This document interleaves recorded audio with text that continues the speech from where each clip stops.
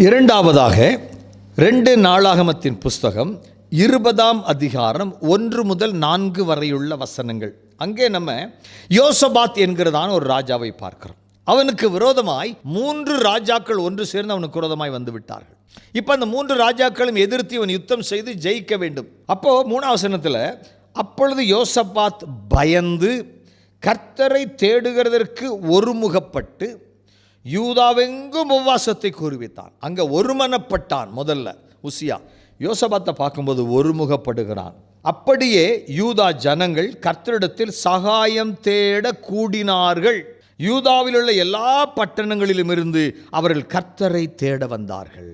இங்கே ராஜாவும் தேசத்தின் ஜனங்களும் கர்த்தரை தேடுவதற்கு ஒருமுகப்படுகிறார்கள். ஒன்று. இரண்டாவதாக உபவாசத்தோடு தேடுகிறார்கள். அப்போ ஒரு மனம் எல்லா இடத்துலையும் வருது. உசியா ராஜாவில் பார்த்தோம், மனதிணங்கி. இங்கே ஒருமுகப்பட்டு. இதெல்லாம் ஒரு மனதை குறிக்கிற ஒரு காரியம். Oneness within our self. எனக்குள்ளே நான் ஒரு மனமாக இருக்கணும் அப்படின்னு என்ன அர்த்தம்? என்னுடைய ஆவி ஆத்மா சரீரம் கர்த்தரை தேடுதல் ஈடுபாடு காட்டணும். முழங்கால் படி போட்டு கர்த்தரை தேடுற மாதிரி என்னுடைய உருவம் இருக்கும், சரீரம் இருக்கும், ஆனால் சிந்தையெல்லாம் எங்கேயோ இருக்கும். அது ஒரு மனம் இல்லை. அப்படியே ஒருமித்து என்னுடைய ஆவி ஆத்மா சரீரம் 3 ஒன்றா பிணைஞ்சு கர்த்தரை தேடுவதில் இணைந்திருக்கும் போது அது ஒரு மனதிற்கு அடையாளம். அப்போது எனக்குள் ஒரு மனது, கூடுகிற எல்லாருக்குள்ளும் ஒரு மனது, ஒரே சிந்தை, ஒரே சத்தம், ஒரே துணி, ஒரே மனசில் அவங்க கர்த்தரை தேடுவாங்க. அதைத்தான் 120 பேர் மேலறையில் கூடியிருந்து ஜெபித்தார்கள். எல்லாருக்கும் 120 பேருக்கு 120 தலை இருந்துச்சு. சரிதானே? 120 பேருக்கும் 240 காது இருந்துச்சு, 240 கண்ணெல்லாம் இருந்துச்சு. ஆனால் ஒரு மனம்தான் இருந்துச்சுன்னு வேதம் சொல்லுது. அவர்கள் ஒருமனப்பட்டு கூடியிருந்தார்கள். அப்போது அந்த ஒன்றிணைந்த மனம், அதை தான் இங்கே பார்க்குறோம். யூதா முழுவதும் ஒருமனப்பட்ட ராஜாவின் கட்டளைக்கு கீழ்ப்படிந்து வந்தாங்க.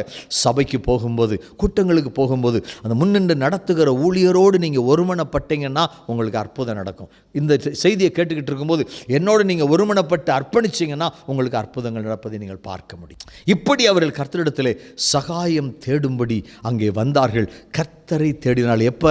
ஒரு பயப்படுகிற காரியம் வந்தபோது, ஒரு கஷ்டம் வந்தபோது, ஒரு எதிர்ப்பு வந்தபோது, ஒரு பகைவர்கள் எழும்பி இவர்களுக்கு விரோதமாக யுத்தம் செய்ய வந்தபோது கர்த்தரை தேடுவதிலே, உபவாசத்தோடு தேடுவதிலே ஒருமனப்பட்டார்கள். பிரியமானவர்களே, கர்த்தரை தேடுவதிலே முதல்ல பார்த்தோம், அந்த ஒரு மனம் இருக்குன்னு சொல்லி பார்த்தோம். முழு மனதோடு தேடணும்னு பார்த்தோம். இப்போ உபவாசத்தோடு தேடுங்கள்.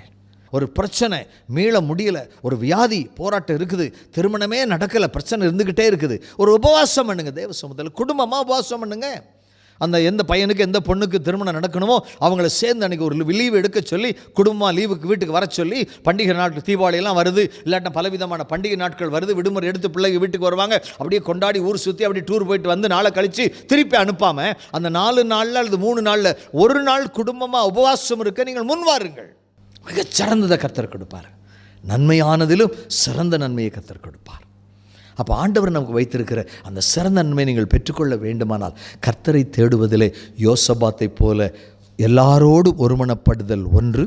இரண்டாவது, உபவாசித்து காத்திருத்தல்.